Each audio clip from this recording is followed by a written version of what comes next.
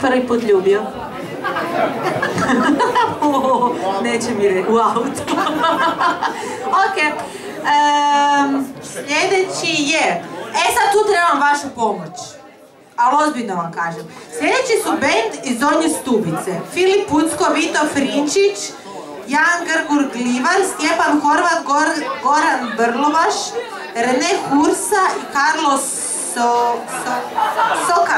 Sokalić. Pjevaju, izvode pjesme, a što da radim jednu noć, ali imamo problem. On se zove Stjepan Horvat, taj problem, koji savršeno super pjeva. To je on tamo. I on tvrdi, molim lijepo, on tvrdi da je promukli, a ja tvrdim da zvuči ko Aki Rahimovski. Ja mislim da bi sad svi skupa trebali jako pljeskati da naš Aki odluči otpjevati dvije stvari, a ne samo jednu. Idemo!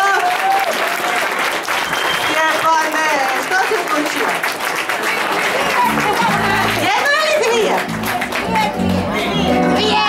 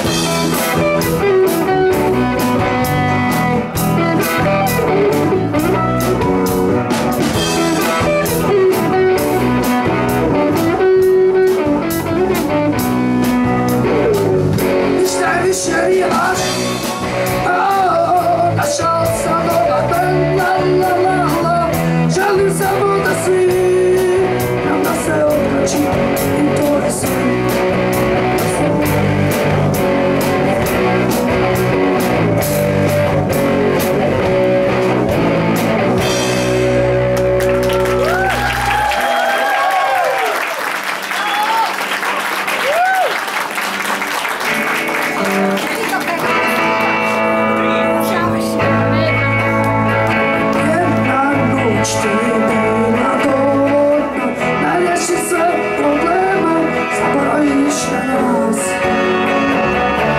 I odeš od mene, tu nema dileme. Jedan dan tebi je i previše, da bolji te nađu neki bolji od mene. Takve ko ti uvijek se snađu.